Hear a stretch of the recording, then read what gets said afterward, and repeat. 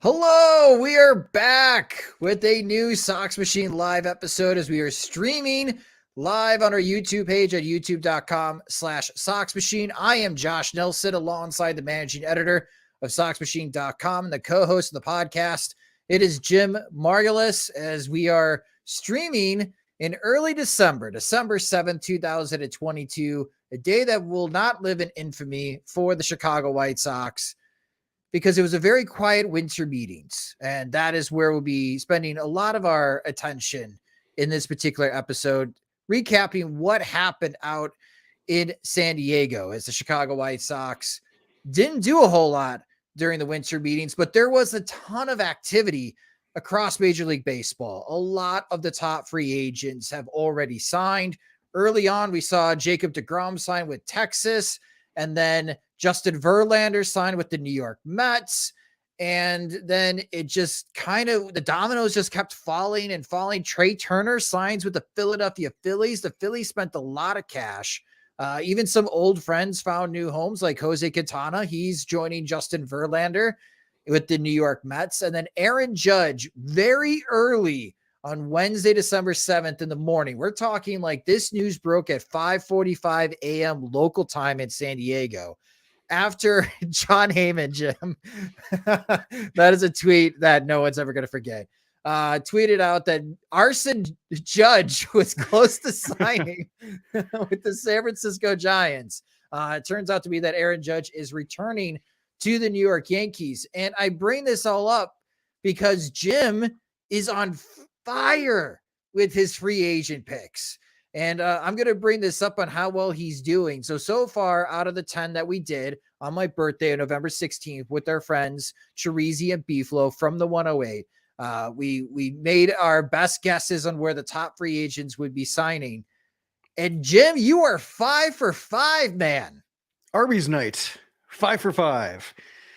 Yeah, I thought going to bed last night that you would got Aaron Judge right going to the Giants. Like that seemed to be where he was headed. I thought, okay, my perfection streak is over. I don't have to sweat all the negative vibes coming out of Boston with Xander Bogaerts or the Cubs looking at Dansby Swanson when I had Carlos Correa, et cetera. Like, once all the chances of perfection are off the board, you can rest a little bit easier. But nope, still white knuckling every new rumor that comes up, like the word that the Orioles are not interested in more than 2 or 3 years for a pitcher makes our Carlos Rodon prediction look a little shaky, but you never know. So I'm holding out hope. But yeah, Aaron Judge, I thought it was over, so I feel like I got a second life here. And you mentioned Boston and Xander Bogaerts, and it sounds like traction is gaining again with Bogaerts going back to Boston. And as you mentioned when we did that episode, like Boston has to stop losing these guys eventually at some point. Mm-hmm. And it does make sense to bring back Bogaerts. So if I bring this back up again, for those that are watching on the stream, but for those that are listening to the podcast here. So again, Jim and I both had Carlos Rodon going to the Baltimore Orioles, but as Jim just mentioned, the Orioles are not looking for a long-term contract for starting pitching at the moment. Xander Bogaerts, Jim's got him to the Boston Red Sox. So if that happens soon, Jim, you could be 6 for 6. And then Bogaerts. And then Carlos Correa, you had the Cubs, in which the Cubs are still very interested. I had the Dodgers. It doesn't sound like that's happening because the Dodgers have just come out and said we're not going to sign Carlos Correa because our fans would be too upset, which I guess I kind of get that logic, but at the same time, I don't. And Dansby Swanson, I think, is just waiting for Carlos Correa and Xander Bogaerts to sign before he finds a home. But I bring up Carlos Correa here, and we'll get into White Sox talk in a minute. But from old friend Dan Hayes, who used to cover the Chicago White Sox, along with Aaron Gleeman, who they do excellent work reporting on the Minnesota Twins and the Athletic. Ever since Aaron Judge has signed with the New York Yankees, one of the side effects is that you had the Cubs and Twins competing to try to sign Carlos Correa. Well, now the San Francisco Giants and the San Diego Padres have turned their attention to Carlos Correa, and that has made things really complicated for Minnesota and the Cubs to sign Carlos Correa. So his free agency just suddenly got really interesting and fascinating. Again, Jim's got the Cubs. So it is possible Jim could be like 7 for 7 to start the free agent pickup, which is incredible. I should have taken you to a sports book and placed some bets on your predictions here. We would have made a nice profit. So well done. It's only when the pressure's low. Money probably would have collapsed, but now it's like, in golf, like when you're playing for nothing, you make all the putts and then you have money on the line and you miss a 3-footer. That's what it feels like. But yeah, no, it's funny with the Red Sox. They had the reputation early during the winter meetings and maybe like a week before where they were going to be the team that was in on every free agent or every trade target that landed elsewhere. Like the Mets had occupied that in previous winters, being like, yeah, we were thinking about them too. Like, there's always one team that spends the entire time on the outside looking in. The Red Sox were that team. Then they signed Kenley Jansen and Masataka Yoshida, which I thought was an interesting deal. 5 years, $90 million for a guy who might fit on the White Sox. Like Yoshida, left-handed bats, I think questionable defensive outfielder. So he would have been kind of fascinating, but also like without like I don't think he's a plus defender. So I think without like any kind of like, solid defense, like with Suzuki last year, Seiya Suzuki, like he had the defense to fall back on to shore up his value. With Yoshida, I don't think he had that, quite going for him. I was interested in seeing his market, so the Red Sox signed him, but it does seem like the Red Sox are finally, landing guys. So that gave me hope for Bogarts here. Yeah, and so far early in the comments, for those that are watching the live stream, for those that are listening to the podcast version, you got fanfare here. People are rooting for you. You got Jim going for the perfecto. So you got people rooting for you to go 10 for 10, Jim. That would be awesome. Yeah, I don't believe in the jinx. I'm like Burley telling people I got a perfect game going on in the dugout. That's what I'm going with here. All right. Channeling those vibes. Hey, I don't believe in jinxes either, but I mean, this is awesome. So you're off to a terrific start with the free agent pickup. I'm doing okay. I've got 3 right. I'm doing a lot better than our friends Treasy and Beef Loaf. So I feel pretty confident I'm going to finish ahead of them, but I don't think there's any stake writing on it. There's no stake writing on it. No, I still owe Beef Loaf a stake, but our second stake bet was the 49ers winning more than 9.5 games this year. He had the under, and obviously being a 49ers fan, I have the over. They're at 8 wins, but Jimmy Garoppolo is out until the postseason. So they're on their 3rd quarterback. It's going to be interesting in how this finishes. I could be sweating at the end. Could be sweating after your steak dinner. I think you should have like steak dinners, but only have like 2 of them a year. So you have to eat like 3 steaks in one sitting. That's a great idea. I love it. And we'll invite you so you can enjoy the pain with us. Yeah, it's not like a net gain where like, oh, I owe 1 steak at the end. No, I think like I won 5 steak bets, you won 3. So 5 steaks on a plate. Oh my gosh. This is going to be like a $2,000 dinner. Oh, that's awesome. I'll pitch that idea to Beef Loaf to see how he would enjoy it. But we're having a very fun start to this episode. And I hate to be that guy. We're stalling. We're stalling. We're procrastinating. Because we have to talk about the White Sox winter meetings here. And boy, they were very quiet, Jim. And Rick Hahn. So for those that haven't been to the winter meetings, it's a very weird experience. I think Major League Baseball could do more, especially with fanfare. I think they're missing a golden opportunity to make it even bigger. But from a media perspective, so you hang out all day in a hotel lobby and you're networking with agents that you may or may not know, and you're trying to get what they call dope, as far as inside information that's being passed along by that dope. That type of dope. Yeah. And around 5 p.m.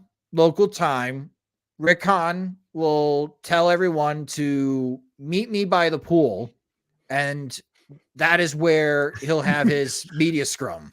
Meet me by the pool for some dope. Yes. And that is where the double speak. And this week, Jim, it was like Rick Hahn's greatest hits. Like everything that he has said during his tenure as White Sox GM came back in full force in 2022 during the winter meetings. And not much was done by the White Sox, even though Rick Hahn says that they were very productive. And we'll get into one quote in particular. But what do you make of the, I guess, lack of activity from the White Sox this week in turning into something like no free agent signing, no trade happened? It's I would say dispiriting. Like, it makes you think of wasted windows, both with the time where premium free agents weren't ridiculous, like the Bryce Harper, Manny Machado thing, superstars in their 20s on the market when none of the traditional big players are going for them. Like, that seems like that's not going to happen again. Getting Bryce Harper for even 13 years, like the amount he signed, as we're seeing with the Phillies, not payroll wrecking. Same thing with the Padres and Machado. Like, they can afford elsewhere. And like the Padres right now are on the outside looking in. They're now taking the mantle from the Red Sox as the team that's standing there with a wad of cash that people won't take, or, just talking about like how they're almost going to sign somebody. So there's that missed window. There's also the missed window of the last 2 years of the Tony La Russa hiring, because listening to him talk about Pedro Grifol and listening to Grifol talk during his availability at the winter meetings, like, I get it.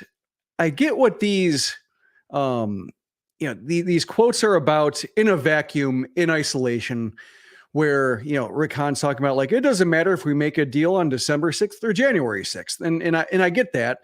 And I get the idea that, Pedro Grifol is really going to help the pregame preparation, and he's going to, he and his staff are going to be really hands-on and proactive, and they're going to bring higher energy. And I get that. But it feels like the White Sox are almost treating themselves like in isolation, like everybody else is constant, and they can work gradually to get better at what they're not good at. Like with Grifol, you're talking about like, the way they're going to be better prepared. It's like that would have worked in 2022, but in 2023, when you have, maybe Giolito's not as good as they thought, and Grandal might have aged in a hurry, and, Jimenez got hurt another year. Robert got hurt another year. Lance Lynn has a knee injury. Like, you have all these reasons that guys might not be as good anymore.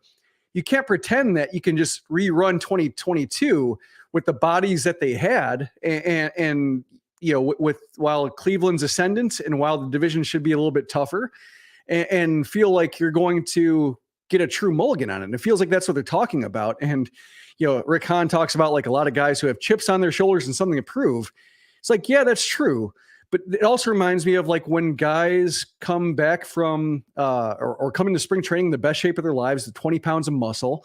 And the reason they're talking about 20 pounds of muscle is because they sucked last year. And so like whenever you're having that conversation, it's just because it was bad. Like if you have a chip on your shoulder, that means you were bad. And, Yep. It could very well mean that you're going to be bad again, or the dead cat bounce is not going to bounce as high as it previously was. And what do you have there? So that's what disturbs me most about it, is he almost talks about it like it's an out-of-body experience. Like, I was in charge of this. Like, guys were somehow playing out of position. It wasn't that I put 5 first basemen on the roster. Just Andrew Vaughn ended up in right somehow. I don't know how that happened. It might not happen again, but it might.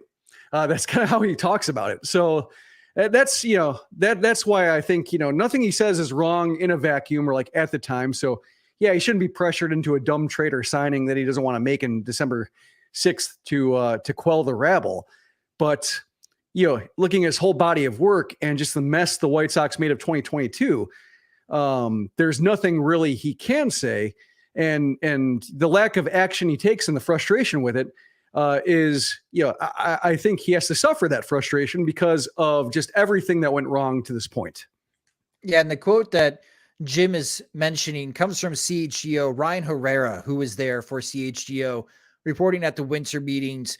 Rick Hahn said, quote, when he was asked about, can he emphasize with fans wanting the White Sox to do something? And Rick Hahn said, quote, I 100% emphasize with it. I absolutely get it. But at the end of the day, there's no added benefit to acquiring a player. Doing a bad deal on December 6th is a lot worse than doing a good deal on January 6th. Side note, kind of an odd date to pick. Anyways, there's excitement. We feel it. We all come out here. Your staff is out here. You're talking. There's a bit of a fever pitch and energy of focus on the game. We certainly would love to replicate some of the previous winter meetings where we had multiple trades or free agent signings. In the end, we're not going to force it. We're going to wait for the right deals to present themselves and then act accordingly, end quote. Again, that quote comes from Ryan Herrera of CHGO asking that question. Jim, to a point that you just mentioned, this isn't shopping at Target where I go today on December 7th and I see a product, and then 1 month later, I decide, you know what, I should have gotten that. And you go back to Target, and guess what? That product is on the shelf. Now I can buy it. The difference is that in free agency and trades, guys could not be available. Like if you like particular players, you can't wait a month because some other team can swoop in and sign them or acquire them via trade. That's why time is often of the essence during the offseason, and why you have teams like, or executives like Dave Dombrowski, who waste zero time. He is in a rush. He knows the players that he wants, and he goes and he gets them.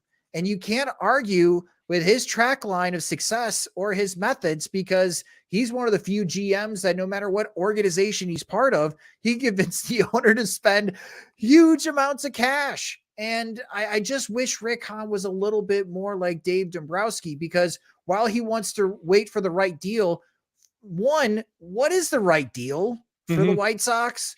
Like, can he explain to me what that right deal is? And two, if you think it could possibly be the right deal, is it still going to be available when you are ready to meet the price, if the price ever gets to the point that you want to meet?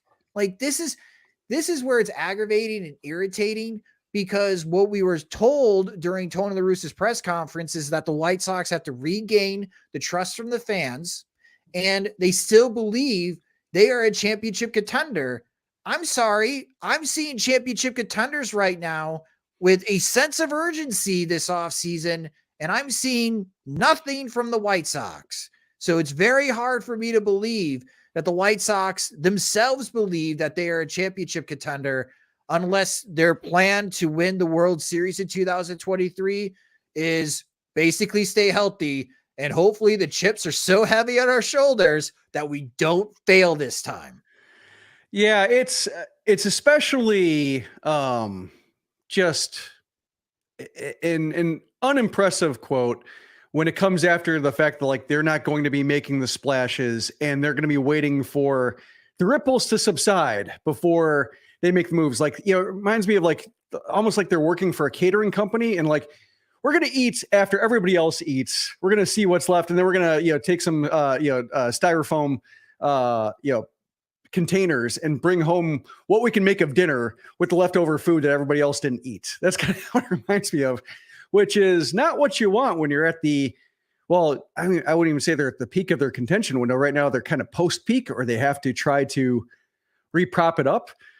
So yeah, it's, you know, taken in conjunction with that, it's just, yeah, it's not good. And it's not like it's not a big time player attitude. It's not, you know, that was the other quote that made me laugh, is the potential destination for premium free agents. Like they said, it's very important to present themselves as a potential destination. And then they immediately go and say, we're not a potential destination for any of these premium players. Like they just immediately just goes and, well, one, it's like, you know, that's a nothing quote as is. Like, that's like saying we're a potential destination for Ken Rosenthal, which we are not. Like, as much as I like to say it, like, you know, if we don't pony up for Ken Rosenthal services, we are not going to get them. So, I mean, theoretically, Ken Rosenthal could write for us. But right now, given the resources we have, not going to happen. But, you know, that's kind of like along the same lines. But then just go and say, like, it's important to do that, but we're not going to do that. And now we're going to look even, you know, smaller markets, smaller potatoes than we actually, you know, should be for a team in Chicago that is supposed to be the best team in Chicago. Instead, you have the Cubs making the big signings, or bigger signings at least, and we'll see what happens with Correa. But if the Cubs wrestle away the offseason title from the White Sox, I mean, that only means so much, because, you know, the games have to be played. But if they seeded this window that quickly to be like the team in town, that is just a colossal failure.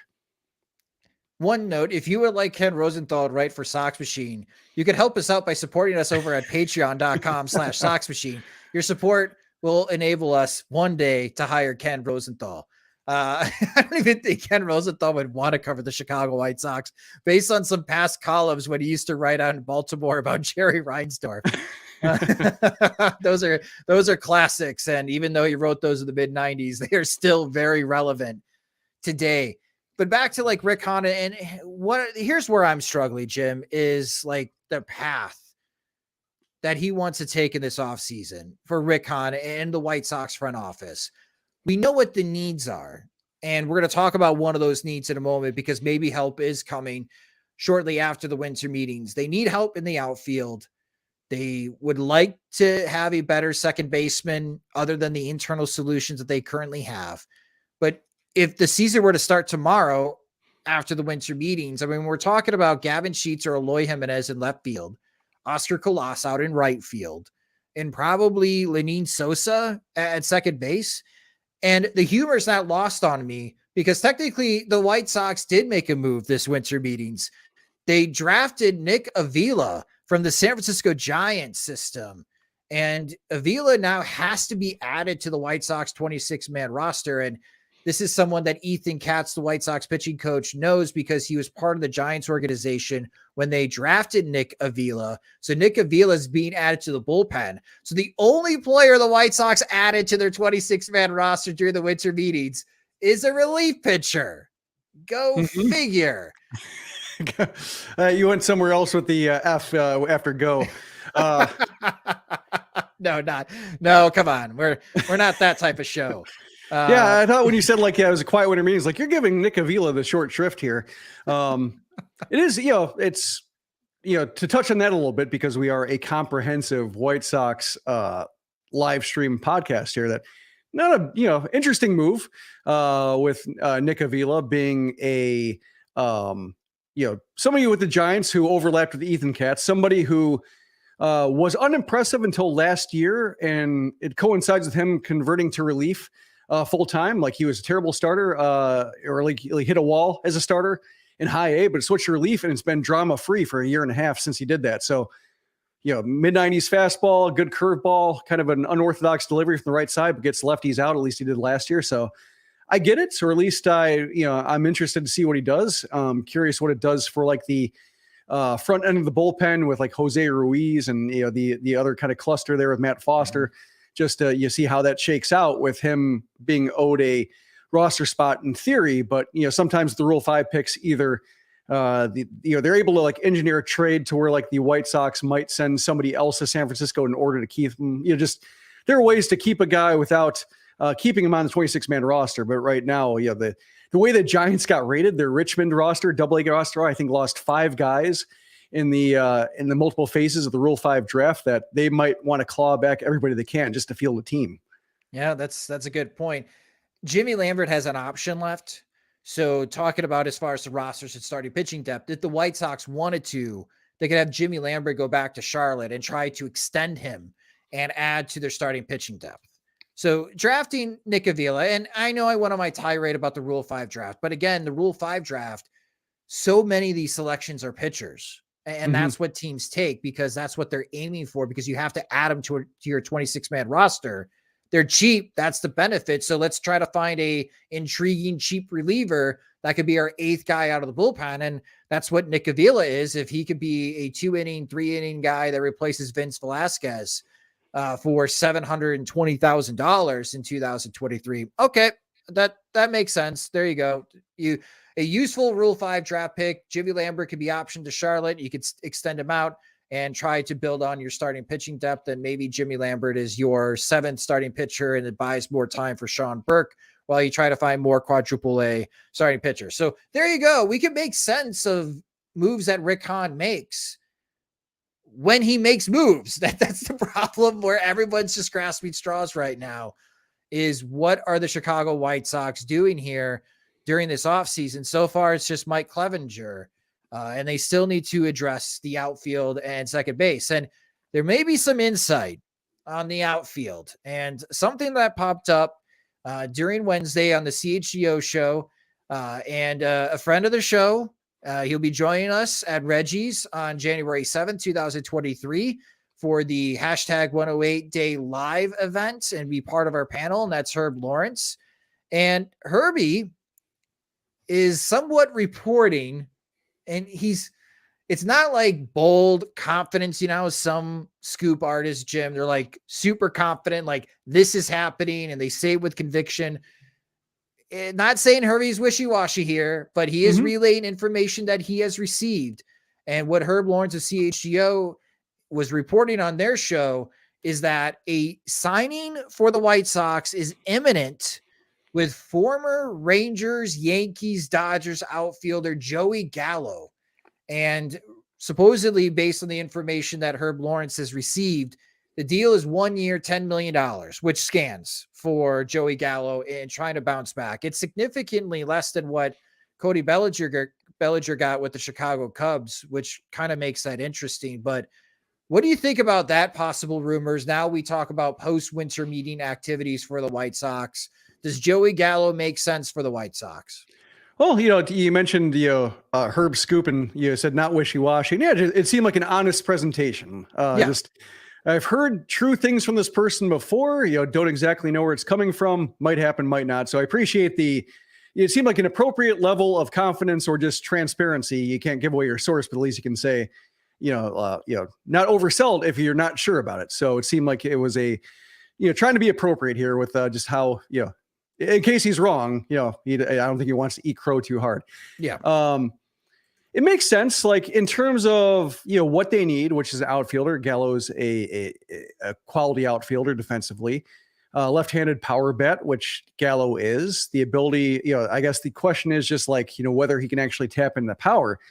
And normally I would say like no, like I really don't like watching Gallo play.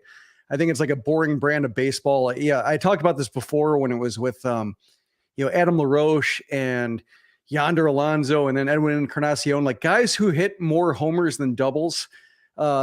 They always set off an alarm in my head because it just kind of makes me like, oh, they might not have hitting skills. Like the power or the ability to tap into it might disappear. And what do you have? And like Gallo is like I'm looking up his numbers here real quick, just to look at the doubles because it was pretty gross and I lost the page. Just in terms of the homer double disparity. Yeah, in his career, 177 homers, 89 doubles. Like basically, he's athletic. He's fast. Yeah, he's 29 for 37 in stolen bases.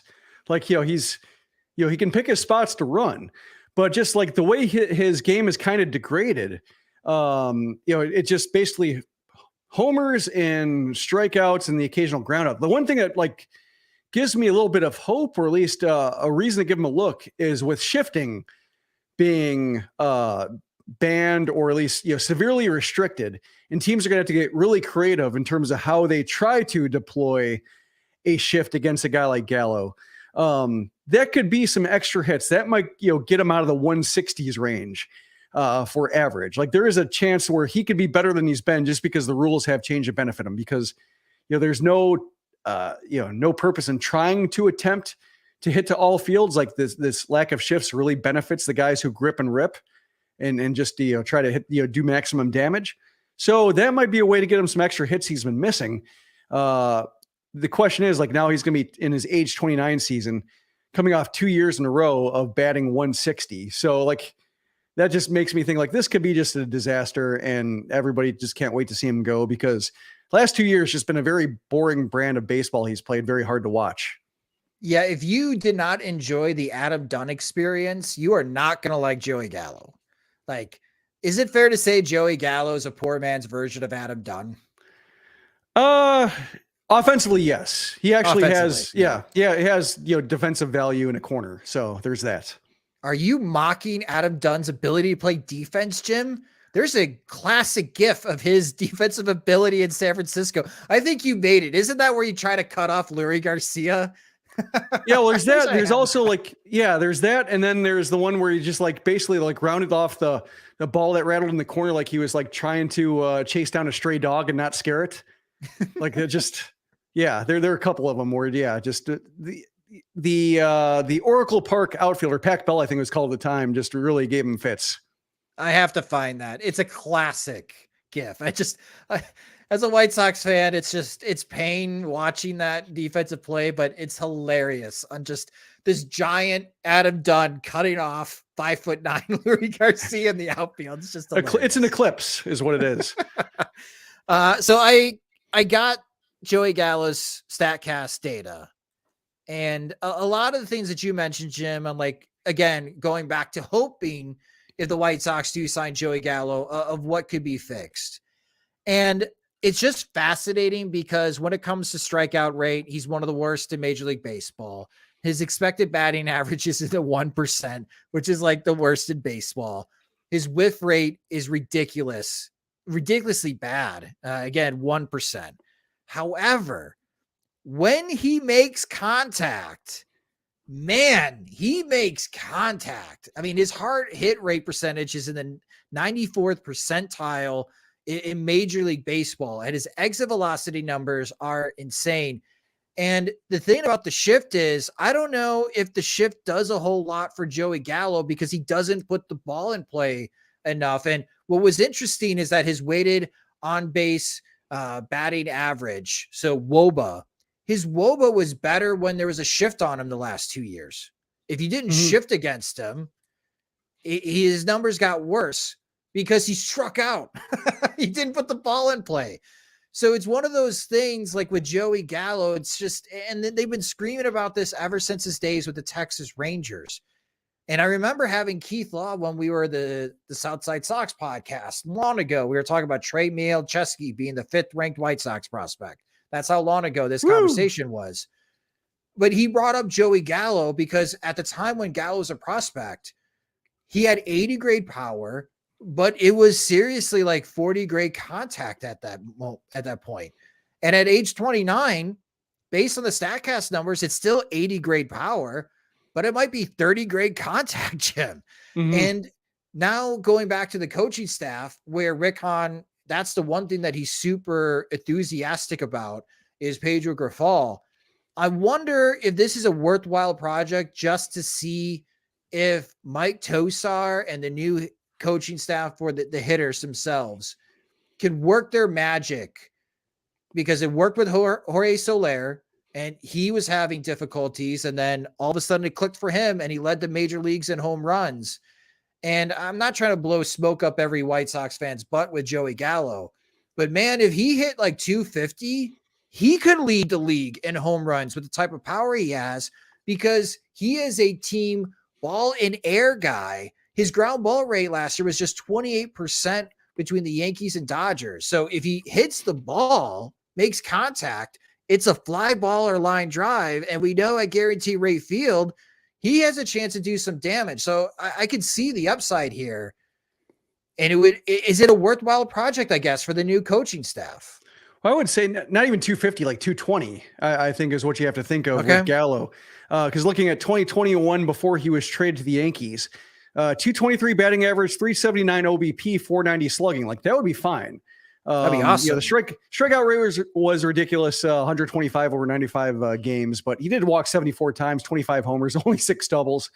And that's the case where just like the most extreme version of his profile. But 220, especially in this environment where batting averages are sinking, they might, as we talked about, they might, kind of boomerang back because of the shift. We'll see what that how that affects certain hitters like Gallo, but I would get it. I wouldn't be excited. I would kind of dread watching him, but I would understand the play. And it would be a guy who at least is a legit outfielder, should be out there in the field with a glove.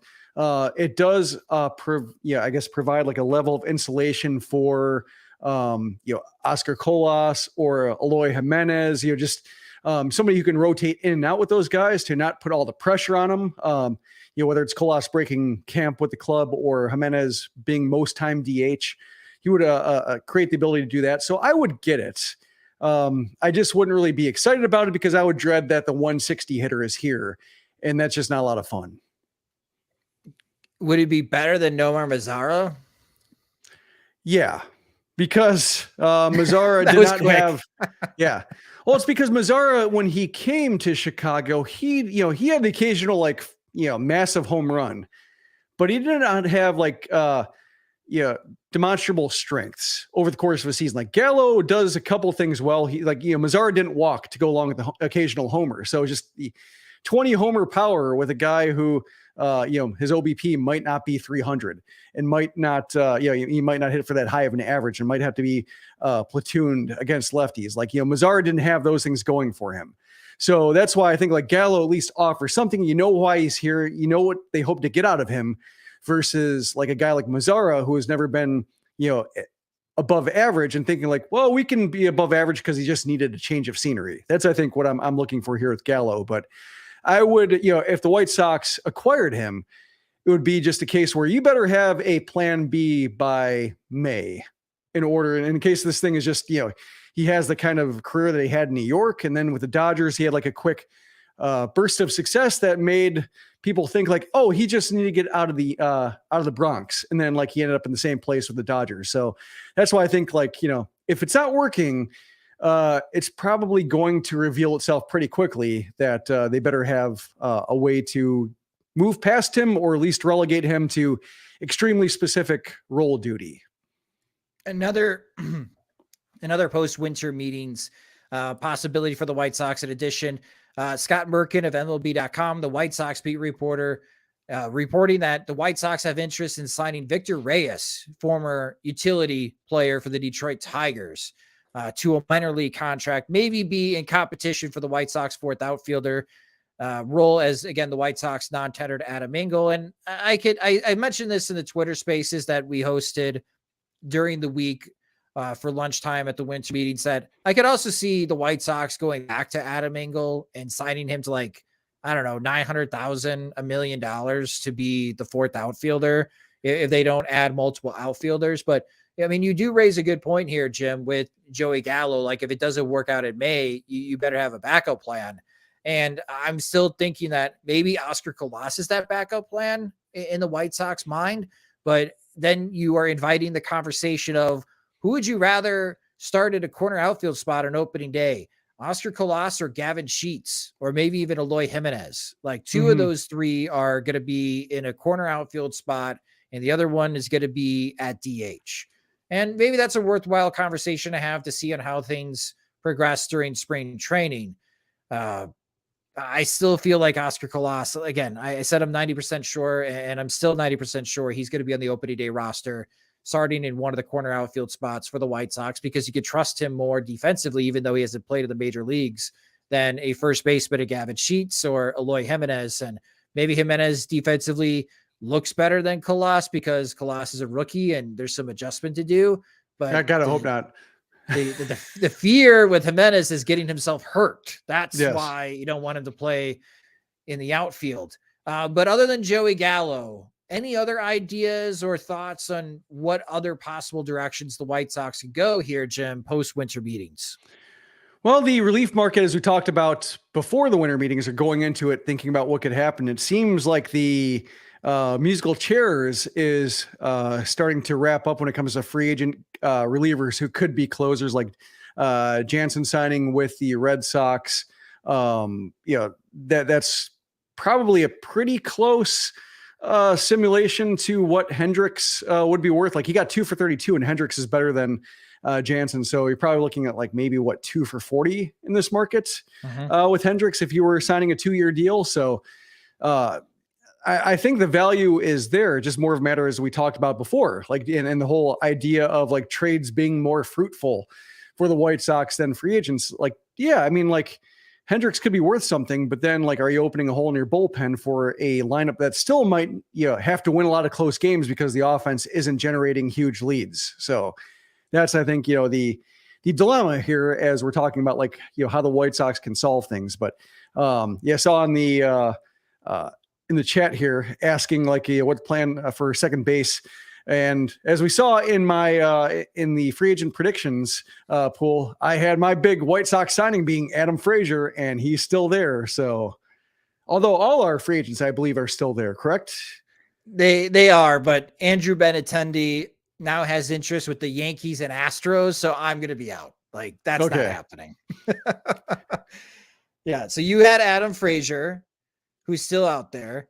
Teresi had Jurickson Profar, and Beefloaf had David Peralta, which I forgot about. He's still available. So I'm not feeling good about mine. When the Yankees and Astros are going after Benintendi, the White Sox should be going after Benintendi with that train of thought. But it doesn't sound like they're going to be able to outbid either the Yankees or the Astros for Andrew Benintendi. And so is life as a White Sox fan right now. Indeed. The whole point you made, like the trade market being more fruitful than free agency. If the White Sox signed Joey Gallo, so they patched up starting pitching, in their opinion, with Mike Clevenger. They patched up one of the outfield spots, theoretically, Joey Gallo. I'm going to keep asking this. Rick Hahn, how is the trade market going to be more fruitful than free agency? Like, what are you going to be trading for with what assets to net you a better return than Mike Clevenger and Joey Gallo on 1-year contracts? Like, that's where I'm still curious about that particular comment, because he still seems pretty confident that they're going to be able to pull off a trade, but I don't know what kind of trade that would be, Jim, and what they would be willing to give up in that type of trade and acquiring what kind of player. Like, that's where I'm still confused. Like, I don't understand the path the White Sox want to take via trade. Yeah, especially if you're talking about like the, not trading from a strength like the bullpen and, more, skimming off the top of your prospect list. Like we talked about it, and I've written about it, saying like the whole idea of not spending past the Yasmani Grandal contract, or the corner they kind of painted themselves into, like in this $170 million payroll that they have right now with extensions that are not bearing fruit yet, or maybe at all. With Grandal, if they're counting on him producing in the 4th year of a deal, rather than just accepting it as the inefficiency of signing a 30-something catcher who gave you what you needed up front, that just kind of warps how most teams treat free agency. Like if you need to go 4 for 4 in your multi-year deals, or 6 for 6, or like 8 for 9 in your long-term contracts, then you're never going to play in that market, just because, or you're never going to feel good about it, because you're just dreading that, the worm to turn. And it's, the problem with Rick Hahn having permanent job security is that he just dreads having to pay the 9th year of Manny Machado deal, or the 12th year of Bryce Harper, and just rather than, worried about, getting fired because he doesn't, make the postseason in the peak of a contention window. And so he just, goes for it and leaves the mess for the next guy, which is the Dombrowski move. That's, I think the issue here. And like, if you're skimming off the top of the prospect list, when like, say after the year, theoretically Giolito's a free agent, Grandal's a free agent, Lance Lynn can be a free agent if his knee continues to be bad. You have some like money coming off the books. You can do like a quick regrouping. Like maybe you don't, throw good money after bad to try to prop up the rest of this core, but you can at least, some money melts off the books. You have some guys who might be dealt. You might be able to rearrange the depth chart a little bit. And then you might that might be the time for Ramos and Montgomery to come up and start like getting their, making their debuts in a lower pressure environment. Kind of like we saw with the Guardians with the Lindor trade, getting Jimenez, getting Rosario, like just a quick regrouping, just because the timing is right. You need like one more year for your prospects to come up, and you have like one more year before the payroll really changes. So you just accept that as like a quick, it is what it is situation. And if they, peel off the top of the prospect list to try to prop up this window, that just makes, they're really committed to this current roster. But they're using, I think, the wrong resources to do it, because cash is there, especially after the year. Cash will be there to continue paying like a Brandon Nemo type, even if he is like a Titan on the payroll compared to nobody else. Like there are ways to keep paying people, but there isn't a way to generate quick talent that's like AA or higher in order to try to make the next roster transition a lot less painstaking than the whole, this last rebuild was. Good points, Jim. Good points. We'll see what the White Sox do post winter meetings. We are 70 some days away from spring training. with players reporting in mid-February. And then you have the World Baseball Classic, in which Eloy Jimenez is going to play for the Dominican Republic. Tim Anderson is going to play for Team USA. Yohan Moncada and Luis Robert are going to join Jose Abreu and play for Team Cuba. So that'll be kind of fun and numb and heartbreaking for White Sox fans watching Cuba during the World Baseball Classic. But that will be interesting to see in February, March, and we're going to continue to follow the White Sox and see what they do the rest of this offseason. There are still some big free agents that need homes. So again, the shortstops, Carlos Correa, Xander Bogaerts, Dansby Swanson, old friend Carlos Rodon still needs to find a new team. Brandon Nimmo hasn't signed with anyone yet. So there are still some big free agents that still need homes, and we'll see if the White Sox can muster some type of trade to help make the roster better. And we'll see if this scoop from Herb Lawrence from CHGO regarding Joey Gallo comes to fruition. But if any news does happen, again, come and read us daily on SoxMachine.com. Follow us on Twitter as well. We are at Sox Machine. You can follow me on Twitter at SoxMachine_Josh as we continue our coverage of the Chicago White Sox. And it will do it for this live stream. And if you did watch the live stream, thank you so much for doing so. If you're listening to the podcast version, and if you would like to see a future Sox Machine live stream while we are doing these shows, you can subscribe to our YouTube channel at youtube.com/Sox Machine. If you don't get an opportunity to watch the live stream, or if you don't want to watch us on video, you just want to hear the audio, every audio from the live streams gets uploaded into our podcast feed, which you can subscribe to the Sox Machine podcast wherever you listen to podcasts, such as Spotify and Apple Music. I made a joke about it before, but if you do enjoy our work and you would like we're more, deadly serious now. we're deadly serious now. You can help support us at patreon.com/Sox Machine, where our Patreon supporters, they get more. They get exclusive content. They get ad-free versions of both the podcast and website.